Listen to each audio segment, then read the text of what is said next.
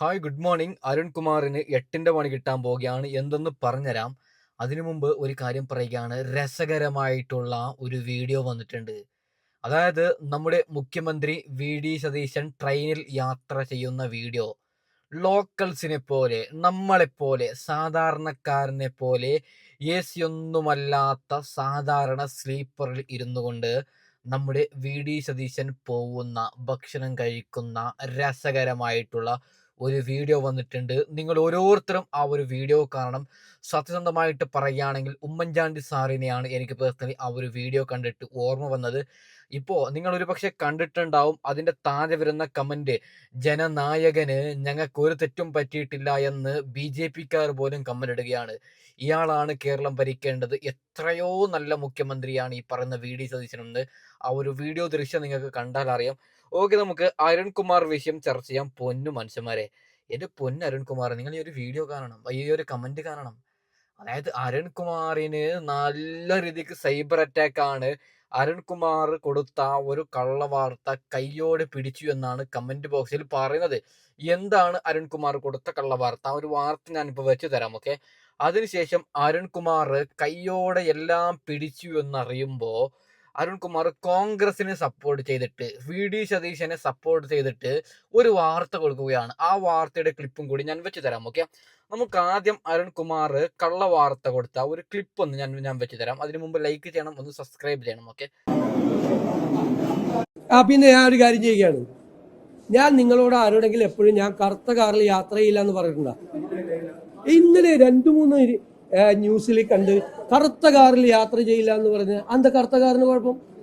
എന്നിട്ട് ഞാൻ ഇന്നലെ ഒരു കറുത്ത കാറിൽ കയറിയെന്നും പറഞ്ഞു. അതെന്റെ പ്രൈവറ്റ് കാറാണ്, വേറെ സുഹൃത്തിൻ്റെയാണ്. എൻ്റെ വണ്ടി കേടായപ്പോൾ ഞാൻ അന്ന് പറഞ്ഞത് എന്താ?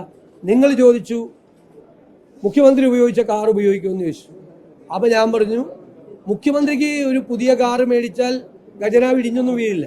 പക്ഷെ മുഖ്യമന്ത്രി ഒരു പുതിയ കാറ് മേടിച്ചാൽ അതൊരു റോങ് മെസ്സേജാണ് ഇപ്പോഴത്തെ സാമ്പത്തിക സാഹചര്യത്തിൽ, അല്ലേ? ഓക്കെ, ഇവിടെ കമന്റ് ബോക്സിൽ ചിലർ പറയുന്നത് വി.ഡി. സതീശൻ കറുത്ത കാറിൽ കയറൂല, കറുത്ത കാറിൽ യാത്ര ചെയ്യൂല എന്ന് വാർത്ത കൊടുത്തത് അരുൺകുമാറാണ്, വേറെ മാധ്യമ പ്രവർത്തകരല്ല. ആദ്യം അരുൺകുമാർ കൊടുത്തു, അതിനുശേഷം അത് എല്ലാ മാധ്യമങ്ങളും കൊടുത്തു എന്നാണ് ചിലർ കമന്റ് ഇട്ട് പറയുന്നത്. എന്റെ പൊന്ന് അരുൺകുമാരെ, ഇത് ആര് കൊടുത്തു എന്ന്? നിങ്ങൾ കൊടുത്തതാണെങ്കിൽ അരുൺകുമാർ അതിനെ തിരുത്തണം. ഓക്കെ, എന്തിനാണ് ഇങ്ങനെ കള്ളവാർത്ത കൊടുക്കുന്നത്? റിച്ചിന് വേണ്ടിയിട്ടാണോ? ഇപ്പൊ നമുക്ക് എല്ലാവർക്കും അറിയാം, റിപ്പോർട്ടർ ചാനലാണ് ഒന്നാമത്. കാരണം ഇല്ലാത്ത കാര്യം ഉണ്ടെന്ന് പറഞ്ഞാൽ ജനങ്ങൾ ആ ചാനൽ പോയി കാണും. വേണോ അരുൺകുമാർ? അരുൺകുമാർ അല്ല ആ ഒരു കള്ളവാർത്ത കൊടുത്തതെങ്കിൽ അരുൺകുമാർ അത് തെളിയിക്കണം. കമന്റ് ബോക്സിൽ എല്ലാവരും പറയുന്നത് അരുൺകുമാർ ആണ് അങ്ങനെ ഒരു കള്ളവാർത്ത കൊടുത്തത് എന്ന്. ഓക്കെ, അരുൺകുമാർ ഈ ഒരു ഇങ്ങനെയൊക്കെ കമന്റ് വരുമ്പോ കോൺഗ്രസിനെ പൊക്കി പറഞ്ഞ് രംഗത്ത് വന്നിട്ടുണ്ട്. നിങ്ങൾ അതൊന്ന് ജസ്റ്റ് ഒന്ന് കാണണം. ഓക്കെ, ഇന്നിപ്പോ സമരം നടത്താൻ വന്ന മഹിളാ മോർച്ച പ്രവർത്തകരെ കുറിച്ചാണ്. പ്രിയപ്പെട്ട മഹിളാ മോർച്ച പ്രവർത്തകരായ എൻ്റെ സഹോദരിമാർ മനസ്സിലാക്കേണ്ടത്, നിങ്ങൾ ഇന്ന് സമരം നടത്തുന്ന സമയത്ത് കേരളത്തിൽ ഭരണഘടനാപരമായി ഇരിക്കുന്നത് പിണറായി വിജയൻ എന്ന് പറയുന്ന ഒരു കാവൽ മുഖ്യമന്ത്രിയാണ്. നിങ്ങൾ ആർക്കെതിരെയാണോ സമരം ചെയ്യാൻ ഉദ്ദേശിച്ചത് അവരുടെ സർക്കാർ അധികാരത്തിൽ വന്നിട്ടില്ല. ഇപ്പോഴും നിയുക്ത മുഖ്യമന്ത്രിയായി തന്നെ തുടരുകയാണ്. കോൺഗ്രസിന്റെ ലെജിസ്ലേറ്റീവ് പാർട്ടി നേതാവായും UDFന്റെ ലീഡറായിട്ടും മാത്രമാണ് നിലവിൽ വി.ഡി. സതീശനെ തെരഞ്ഞെടുത്തിരിക്കുന്നത്. ഇത് എന്തുദ്ദേശത്തിലാണോ മഹിളാ മോർച്ച പ്രവർത്തകർ സമരത്തിന് നിർദ്ദേശം കൊടുത്ത ഒരു ബുദ്ധികേന്ദ്രം ഉണ്ടാവുമല്ലോ, എനിക്ക് മനസ്സിലാവുന്നില്ലേ. പക്ഷെ നിങ്ങൾ ആർക്കെതിരെ സമരം നടത്തിയത്? എങ്ങനെയാണ് UDFന്റെ പ്രകടന പത്രികയിൽ പറഞ്ഞിരിക്കുന്ന ഒരു വാഗ്ദാനം കാവൽ മന്ത്രിസഭയിലുള്ള മുഖ്യമന്ത്രി പിണറായി വിജയൻ നടപ്പാക്കുക? എങ്ങനെയാണ് KSRTCക്ക് അത് സൗജന്യ യാത്ര കൊടുക്കാൻ പറ്റുക എന്നുള്ളതാണ്. അപ്പോൾ ഈ സമരത്തിനൊക്കെ ഇറങ്ങുന്നതിന് മുൻപ് എന്തിനു വേണ്ടി സമരം ചെയ്യുന്നു, ആ സമരത്തിന്റെ കാരണം എന്താണ്, യഥാർത്ഥത്തിൽ ഈ സമരത്തിനുള്ള കാരണം നിലനിൽക്കുന്നതാണോ തുടങ്ങിയ അടിസ്ഥാന കാര്യങ്ങൾ മഹിളാ മോർച്ചയിലെ പ്രിയപ്പെട്ട എൻ്റെ സഹോദരിമാർ മനസ്സിലാക്കും എന്നാണ്. അതല്ലെങ്കിൽ സമൂഹ മാധ്യമങ്ങളിൽ ഇങ്ങനെ വെറുതെ ട്രോൾ ചെയ്യപ്പെടും എന്നുള്ളതാണ്. അതിലൊരു കാരണവശാലും വി.ഡി. സതീശനെയോ UDFനെയോ കുറ്റം പറയാനും പറ്റത്തില്ല. കാര്യം ഇന്നിപ്പോൾ സർക്കാർ അവരല്ലല്ലോ. സർക്കാർ ഇപ്പോഴും പിണറായി അല്ലേ, കാവൽ സർക്കാരല്ലേ ഇപ്പോഴും തുടരുന്നത്. അരുൺകുമാർ ചിരിച്ചുകൊണ്ടാണ് ഇങ്ങനെ വാർത്ത കൊടുക്കുന്നത്. അരുൺകുമാർ ഇങ്ങനെ അത്ഭുതമാണ്. അതായത് കോൺഗ്രസ് എന്ത് നല്ലത് ചെയ്താലും അരുൺകുമാർ അത് പറയാത്ത മനുഷ്യനാണ്. പക്ഷെ ഇവിടെ BJP അരുൺകുമാർ വിമർശിക്കുന്നുണ്ട്. അരുൺകുമാറിന് ഒരു കാര്യം ഉറപ്പായി, ഇനി ഞാൻ LDFനൊപ്പം നിന്നാൽ, പിണറായി വിജയനൊപ്പം നിന്നാൽ 8ന്റെ പണി കിട്ടും. അതുകൊണ്ട് ഇനി ഉള്ള കാര്യം ഉള്ളതുപോലെ പറയാമെന്ന് വിചാരിച്ചിട്ടാണ് അരുൺകുമാർ ഇങ്ങനെയുള്ള വാർത്ത കൊടുക്കുന്നത്. BJP പ്രവർത്തകരോട് 2 കൊടുത്തിട്ട്, BJP പ്രവർത്തകർക്ക് 2 കൊടുത്തിട്ട് ബാക്കി വിഷയത്തിലേക്ക് കടക്കാം. നാണമുണ്ടോ? ഉളുപ്പുണ്ടോ? ബുദ്ധിയുണ്ടോ? ബുദ്ധി ഇല്ല എന്നറിയാം. അതായത് നിങ്ങൾക്ക് ബുദ്ധി എന്ന് പറയുന്ന സാധനമുണ്ടെങ്കിൽ ആ പാർട്ടിയിൽ നിങ്ങൾ നിൽക്കത്തില്ല. ഒരു കാര്യം പറയുകയാണ്, ബീഹാറിന്റെ വിദ്യാഭ്യാസ മന്ത്രി എന്താണ് പറഞ്ഞത്? സ്ത്രീകൾ പഠിക്കണ്ട, എന്തിന് പഠിക്കണം? നരേന്ദ്രമോദിയുടെ സ്പീച്ചൊക്കെ കണ്ടാൽ മതിയല്ലേ വീട്ടിലിരുന്ന് എന്ന്. അതായത് ആ വിദ്യാഭ്യാസ മന്ത്രി എന്തിനങ്ങനെ പറഞ്ഞു എന്നാൽ അതിന് 2 കാരണമുണ്ട്.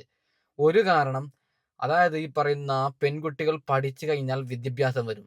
വിദ്യാഭ്യാസം വന്നു കഴിഞ്ഞാൽ BJP വോട്ടിടത്തില്ല, BJP എതിർക്കും. രണ്ടാമത്തെ കാരണം, അതായത് എന്തിനാണ് പഠിപ്പിക്കുന്നത് പെൺകുട്ടികളൊക്കെ? പെൺകുട്ടികളെ കണ്ടാൽ അറപ്പാണ് ഇവറ്റകൾക്ക്. ഇവറ്റകൾക്ക് വേണ്ടത് പശു, ചാണകം, മൂത്രം, ഇങ്ങനെയല്ലേ? അപ്പോ ഞാൻ BJPക്കാരോട് ഒരു കാര്യം പറയുകയാണ്, പൊന്ന് BJPക്കാരെ, നിങ്ങൾക്കും കേരളം ഭരിക്കാൻ ആഗ്രഹമുണ്ടാവും. പക്ഷേ നിങ്ങൾ പള്ളി, അമ്പലം, ചർച്ച് എന്ന് പറയുന്നത് എപ്പോൾ നിർത്തുന്നോ, വികസനം എപ്പോൾ പറയുന്നോ, അപ്പോൾ നിങ്ങൾക്ക് കേരളം കിട്ടും. ഇല്ലെങ്കിൽ ഒരു കാലത്ത് നിങ്ങൾക്ക് കേരളം കിട്ടത്തില്ല. ഇതിപ്പം ഞാനൊരു കാര്യം പറയാം, 2029, 30 വരുന്ന കാലഘട്ടത്തിലും ഉറപ്പായിട്ടും BJP എന്നേക്കുമായിട്ട് ഇല്ലാതാവാൻ പോവുകയാണ്. ഓക്കെ, നമ്മളിപ്പോൾ BJP പ്രവർത്തകർ സന്തോഷിക്കുകയാണ്. കാരണം ഓരോ സംസ്ഥാനത്ത് വോട്ടെണ്ണും പോലും BJP ആണ് ജയിക്കുന്നത്. അതാണ് BJPയുടെ ഏറ്റവും വലിയ തോൽവി. അതായത് അടുത്ത 5 വർഷം കഴിയുമ്പോൾ വീണ്ടും ഒരു ഇലക്ഷൻ വരും, അപ്പോൾ അവിടെ കോൺഗ്രസ് ആണ് ജയിക്കുന്നത്. ഞാനൊരു കാര്യം പറയാം, ഇപ്പോൾ കേരളത്ത് കോൺഗ്രസ് ജയിക്കുകയാണെങ്കിൽ മറ്റൊരു സംസ്ഥാനത്ത് കോൺഗ്രസ് തോക്കുകയും പിന്നൊരു സംസ്ഥാനത്ത് കോൺഗ്രസ് ജയിക്കുകയും ചെയ്യണം. അതായത് കോൺഗ്രസ് തന്നെ എല്ലാ സംസ്ഥാനത്തും ജയിച്ചാൽ കോൺഗ്രസ് അടുത്ത തെരഞ്ഞെടുപ്പിൽ എല്ലായിടത്തും തോക്കും.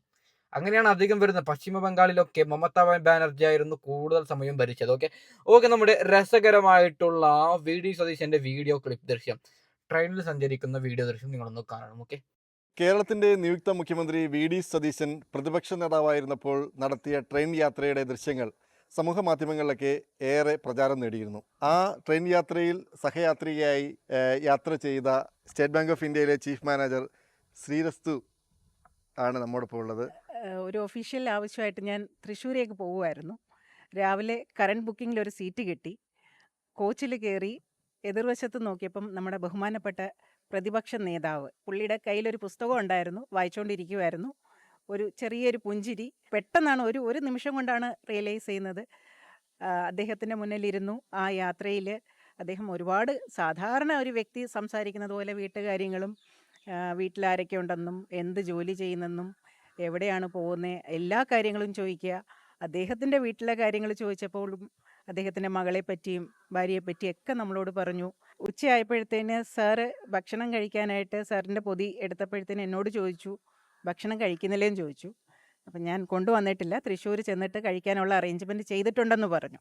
പക്ഷേ സാറ് വളരെ കൃത്യമായിട്ട് ഒരു പൊതി ചോറ് സാറിൻ്റെ കൂടെ ഉണ്ടായിരുന്ന ഉദ്യോഗസ്ഥരോട് പറഞ്ഞ് അദ്ദേഹം കൂടുതൽ ചോറ് പൊതി കരുതിയിട്ടുണ്ട്. കാരണം സാറിൻ്റെ കൂടെ യാത്ര ചെയ്യുന്ന 1, 2, 3 പേര് കൂടുതൽ കാണും. അപ്പോൾ അതുകൊണ്ട് കൂടുതൽ പൊതിച്ചോറ് എടുക്കാറുണ്ടെന്നും പറഞ്ഞു. അതുകൊണ്ട് ആ ഒരു പൊതിച്ചോറ് എനിക്ക് തരികയും എന്നോട് ആകെ ഒരു കാര്യമേ ചോദിച്ചുള്ളൂ, മീൻ കഴിക്കുമെന്ന് ചോദിച്ചു. മനസ്സും വയറും ഒരുപോലെ നിറഞ്ഞൊരു സന്ദർഭമായിരുന്നു അത്. ജീവിതത്തിൽ മറക്കാൻ പറ്റാത്തൊരു സന്ദർഭമായിരുന്നു. മാത്രമല്ല ആ ഒരു പൊതിച്ചോറ് ഇന്നും എൻ്റെ കണ്ണിലുണ്ട്. കാരണം അതിനകത്തിലുണ്ടായിരുന്ന ഒരു കൂമ്പുതോരൻ, ഒരു അവിയൽ, ഒരു ചെറിയൊരു കാരലിൻ്റെ 2 കഷ്ണം, ചമ്മന്തി. ഇത് നമ്മളുടെ എല്ലാവരുടെയും വീട്ടിൽ, ഒരു സാധാരണ വീട്ടിൽ നിന്നും എടുക്കുന്ന ഒരു ചോറ്. സാറ് പറയുകയും ചെയ്തു സാറിൻ്റെ വീട്ടിൽ നിന്ന് എടുത്ത ചോറാണെന്നും.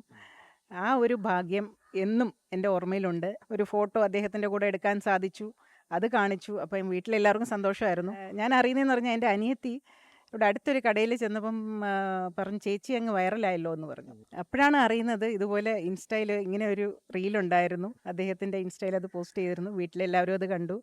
റീല് കണ്ട് എനിക്ക് ഏറ്റവും വേണ്ടപ്പെട്ട ഒരാൾ എന്നോട് പറഞ്ഞു, മുഖ്യമന്ത്രിയുടെ കൂടെയാണ് ഈ ഒരു ഫോട്ടോ എടുത്തേക്കുന്നതെന്ന്. അടുത്ത മുഖ്യമന്ത്രിയാന്ന് പറഞ്ഞു. ഇന്ന് ആ വാക്ക് ഞാൻ ഓർക്കുന്നു. കാരണം മുഖ്യമന്ത്രിയുടെ കൂടെ ഒരു ഫോട്ടോ എന്ന് പറയുന്നത് അതൊരു കുഞ്ഞു കാര്യമല്ല. അത് ജീവിതത്തിൽ ഏറ്റവും ഈ പറഞ്ഞ ഭാഗ്യമുള്ള ഒരു നിമിഷമായിരുന്നു. എന്തായാലും പൊതിച്ചോറ് ഉൾപ്പെടെയുള്ള ഒട്ടേറെ അനുഭവങ്ങളാണ് നമുക്ക് ഓരോരുത്തരിൽ നിന്ന് മനസ്സിലാക്കാൻ സാധിക്കുന്നത്. പാലക്കാട് ജില്ലയിലെ പല്ലശ്ശനയിലെ വിനോദിനി എന്ന 9 വയസ്സുകാരിക്ക് നൽകിയ ആ കൈസഹായം ഒരിക്കലും മറക്കാൻ പറ്റില്ല കേരളീയ സമൂഹം.